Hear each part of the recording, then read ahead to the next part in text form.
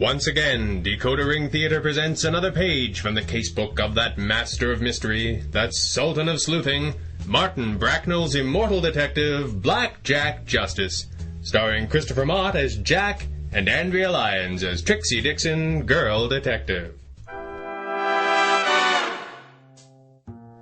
The name's Justice. Jack Justice. In my line of work, a man is different things to different people. To the pencil pushers down at City Hall, I'm a licensed private investigator, with a little tin shield to prove it. To the folks who stumble through my door, I'm a gumshoe, a Seamus, a private dick. Whatever they like, it's their nickel. I'm here to solve their problems, get them out of a jam, or confirm their worst fears. Some want the brains, some want the brawn. Me? I want the green, so I make both available. If the job gets done and your nose is close to its original shape, you call it a good day's work. You try and give the client what they want. But sometimes it ain't easy to tell what that is. Some want the savior, some want the sap. Some can't seem to make up their minds. This here's the story of one of those times. It was 8:15 in the morning when the door opened. If Trixie was surprised to see me at my desk, she didn't give me the satisfaction of showing it. She closed the office door, the glass pane that bore the words, Jack Justice Investigations, rattling softly behind her. Good morning, sunshine. Getting an early start? Something like that. Can't imagine why, since we don't have a case. Just catching up on some paperwork. Paperwork. Right. The name's Dixon. Trixie Dixon, girl detective. There are lots of ways to tell if a man is lying, but the simplest is to check if his lips are moving. Blackjack isn't exactly a morning person, never has been. So on those rare occasions when he was behind his desk when I walked through the door, I knew he'd been there all night. I knew it from long habit, and if I didn't, I'd have known it from the aroma of stale whiskey and black coffee that a clean shirt and a splash of water in the face did nothing to dispel. Jack wasn't big on inactivity. When things got quiet, he'd crawl inside his old files and dust off one that got away. There weren't many of them, but they gnawed away at him and he kept the wounds open. I almost admired him for it, but I'd never let him know that. Let me guess, the Worthington Pearls. Nah, the Moretti poisoning. The Moretti poisoning, Jack! I don't want to hear it. Stanley Moretti was guilty, Jack. Says you. Says me. Says the cops. Says the prosecutor. Says the judge and the jury. Swell. And I say there's something that never sat right about it. You're wasting your time. It's my time to waste, ain't it? Sure. I'm sure Stanley Moretti'd be awful glad you're still on the case. If they hadn't hung him 4 years ago, that is. He was a client. Better a dead client than no client, that it? Somebody up there must like me a lot better than it seems, because at that moment Trixie's banter was cut mercifully short by a frail at the door. She wasn't that much to look at. About 5'4", long brown hair tucked away under a small cap. Her coat was older and too thin for the damp November wind. There was nothing much to notice about her at all, except for the eyes. They were big and brown, soft and doe-like, and they peeped out from underneath the brim of her cap, pleading with a breathless urgency. The kind of eyes that whispered, "Please help me," without her saying a word. The kind of eyes that made a sap out of me more than once. She stood there a moment, her back to the door. I looked at Trixie. She looked at me. Her hat and coat were out of season and out of style, but they'd been awfully fashionable not long ago. She might have fallen on hard times, but my money said no. There was too much pride in the way she held her head, the way she met Jack's leering gaze. And the gloves were too new. If this wasn't a society girl trying to blend in, she was doing a heck of a routine. Whoever our guest was, she wasn't anxious to advertise. I'm sorry to intrude. I'm looking for Mr. Jack Justice. You found him. This is my associate, Miss Dixon. Trixie, please. Very glad to meet you. Why don't you sit down, Miss... Yes, thank you.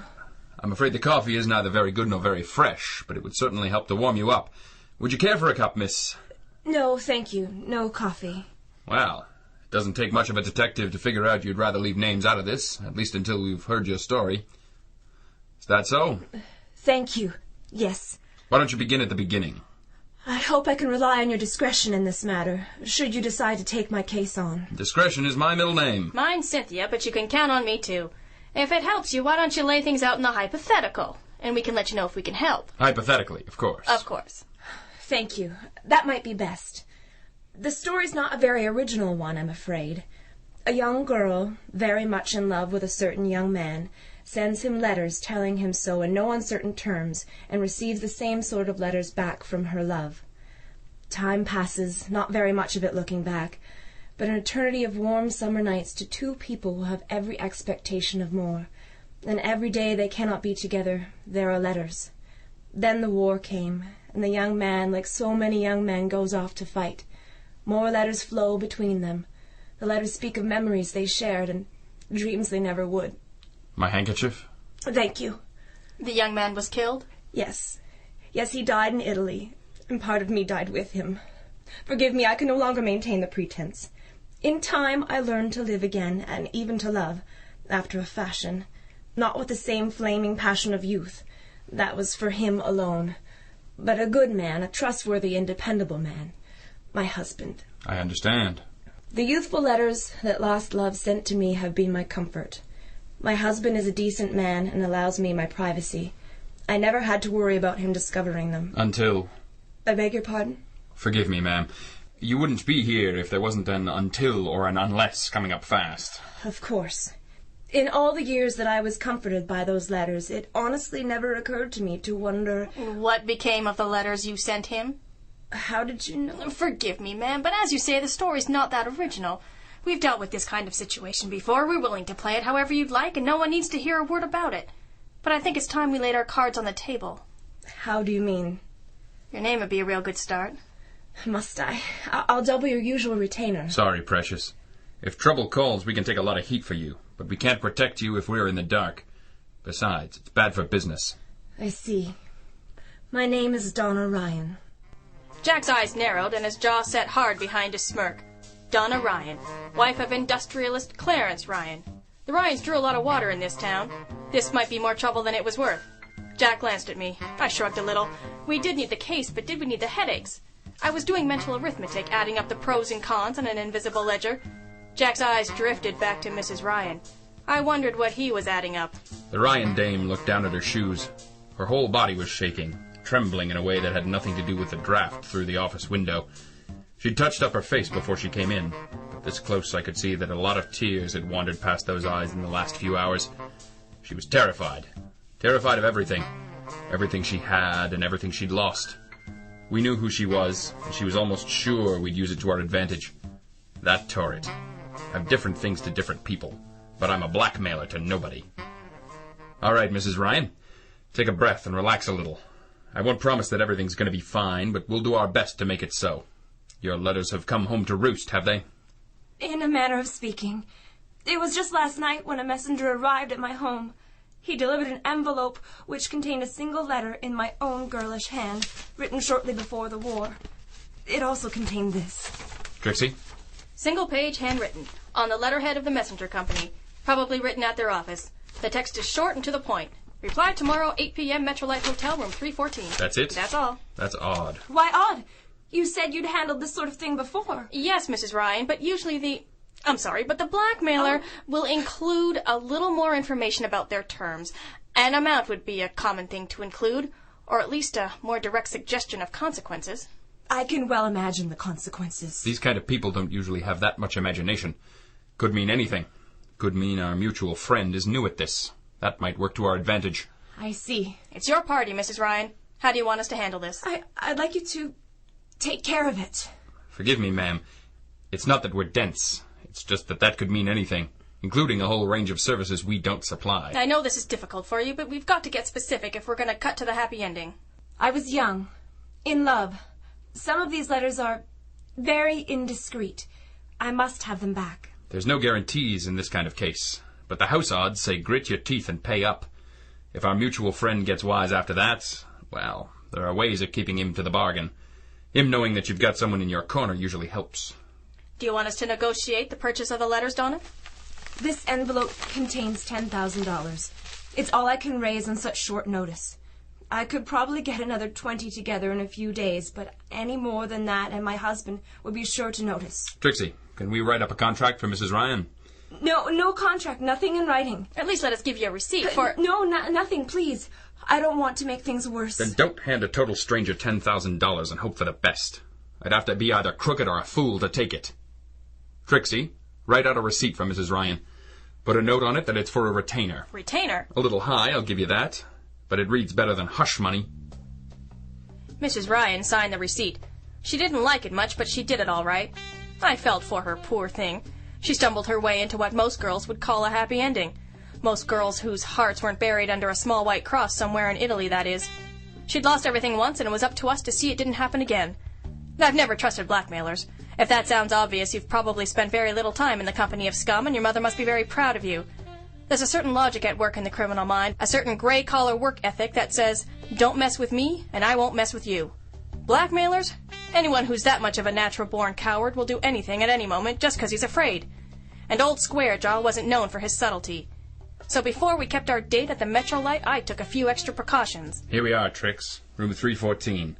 You ready for this? I've got the Beretta in my handbag and a snub-nose 38 strapped to the inside of my thigh, if that's what you're asking. I wasn't, but thanks for the mental pinup. I don't like this. I think you're right. Heads we kick it in, tails we work the lock. Work the lock, tough guy. You're no fun. I'm not here to be fun. Not with that 38 on the road to Berlin. Got the lock. You ready? Ready? Oh, brother. You said it. On the floor, behind the bed, was a man, about 45. 5'10", 5'11" if he was standing, which he wasn't likely to do again. His suit was blue, pinstriped, well cut, and soaked in his own blood. The blood was thickening, maybe an hour old, maybe more, and had come from a wound in his chest. Not 3 feet away lay a .22 pistol, but whether it belonged to our boy or the shooter, I couldn't say. A nice, simple case. When are we going to catch a nice, simple case? Not today, Angel. This ain't our blackmailer on the floor. It's Clarence Ryan. You are listening to Blackjack Justice, another fine program from Decoder Ring Theater. Whether you are listening via podcast or through one of our broadcast partners, be sure to stop by our website, www.decoderringtheater.com, for all our latest episodes, information on upcoming shows, and much more. If you enjoy these programs and wish to see them continue, please consider making a small contribution through one of the convenient PayPal links on our homepage. And please do take the time to help us spread the word. Tell a friend, post a link, or take a moment to rate or review our programs through your podcast directory or service. And remember, wherever you may roam, DecoderRingTheater.com is your address for adventure, mystery, and comedy.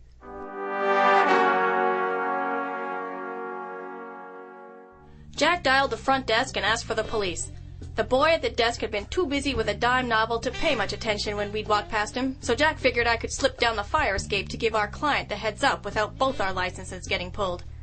I drove out to the Ryan spread with John Law maybe 15 minutes behind me. Her reaction was far from typical. And that's the way it is, ma'am. We can try and keep your name out of it for a while, but they'll book Jack as a suspect eventually, just to sweat him. You said I could count on anonymity. Yes, ma'am, but this is a murder investigation now.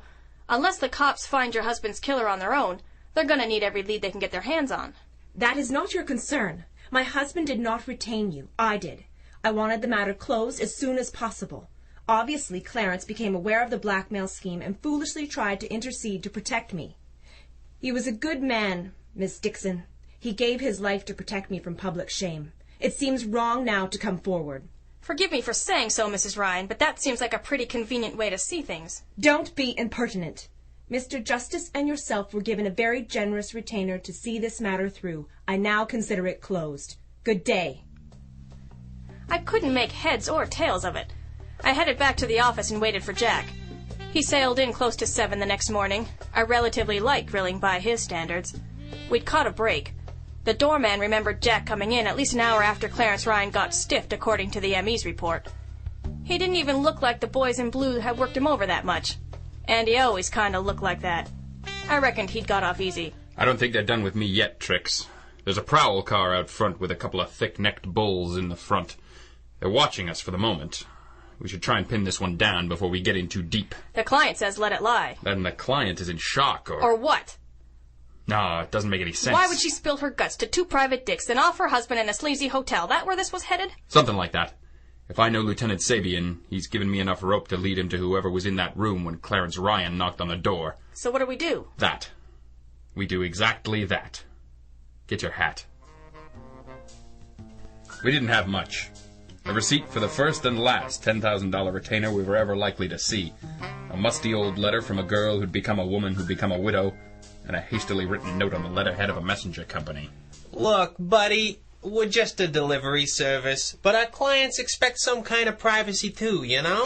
Sure. I told the bulls out front that one last night. Gave me nothing but a slow dance with a phone book. I don't understand. No? Your ribs should send you flowers. Look, Mr. Brian. Brian. We don't want to know what was in the package. We're just asking if you remember the man who sent it. It was a late delivery, sent in the evening 2 nights ago, and the man who sent it borrowed a sheet of letterhead to write a note to go with it. She was good, all right. I'd never tell her that, but she was slick. Brian sure thought so. Of course, he didn't know about the 38. Sure, no package, just the note and another letter, right? Right. Sure, he paid cash. Didn't leave no name. Left an address. Metrolite Hotel? Yeah. He checked out. Can you remember what he looked like? Sure, I guess. Kinda medium build, brown hair, glasses. Talked funny. Like an accent? Yeah, but not really, you know? English, but not too English. And he had a shrapnel scar in his left hand. You see a lot of shrapnel scars in the messenger business? No. Infantry.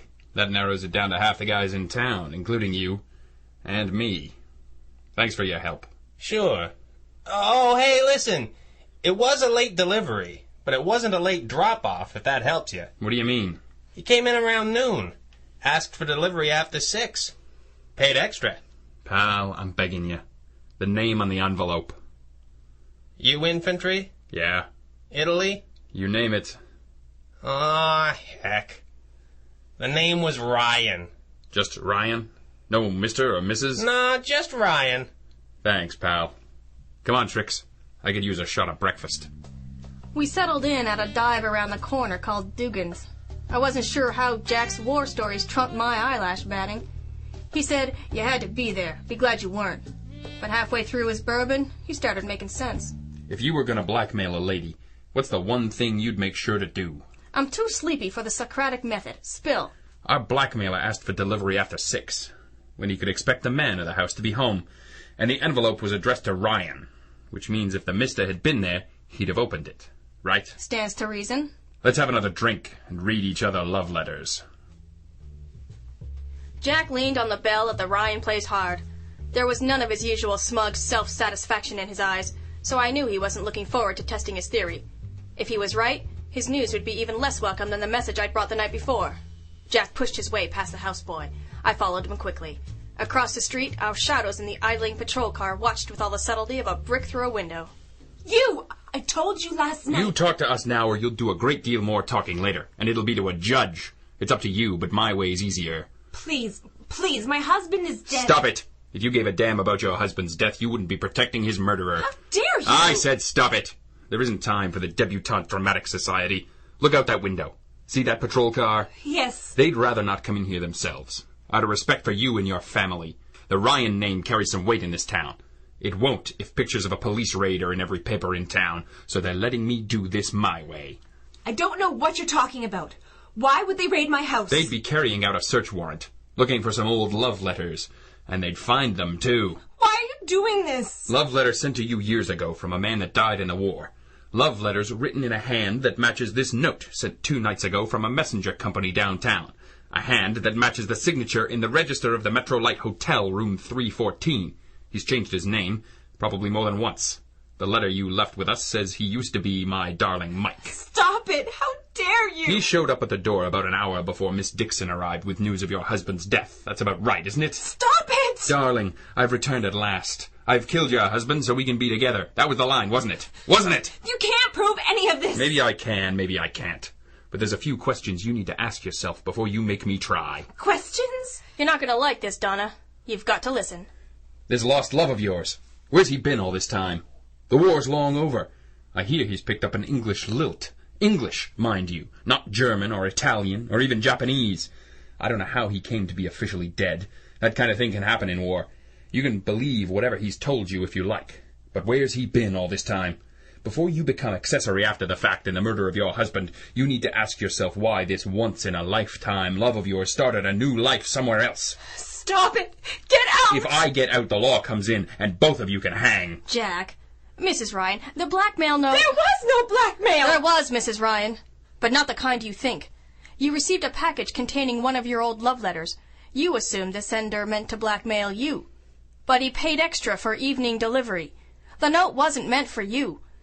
It was for your husband. What? Wherever you are, however many obstacles, dangers, however many years may stand between us, I will always belong to you and only you.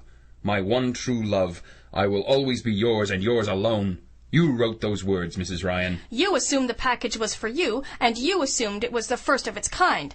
Later, Mike convinced you he meant it as a token, to let you know he'd come back to you. But if you read the letter he chose to send, you see that it could easily be sent as final proof of your devotion to your darling Mike. It's the only explanation. The blackmail was already underway when this letter was sent.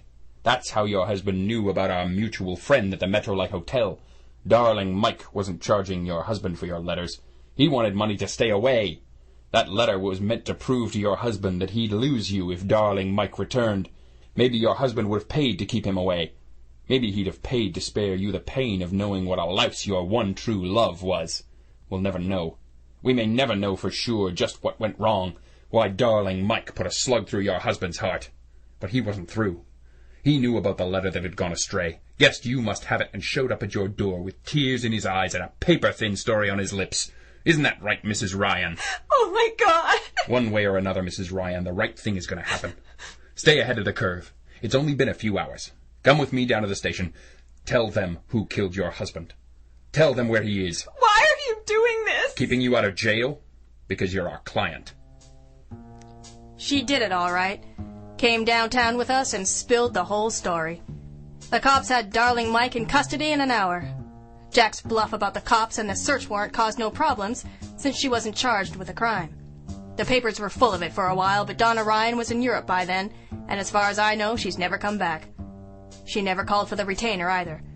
Her lawyers finally sent word that she considered the matter closed. And Jack? He went back to the office and packed up the file on the Moretti poisoning, the Worthington pearls, and all his other cold cases and put them into storage. Maybe they'd stay there. Maybe they wouldn't. Donna Ryan had spent her life imagining the love she'd lost was a perfect one. But he was just another heel. She'd had her letters, her memories, and a husband who didn't mind sharing her with a ghost. Now she had nothing. She was still young, and she had more dough than I'd ever see. But I wouldn't trade places with her for anything. Sometimes illusions are important. Sometimes the past should stay in the past.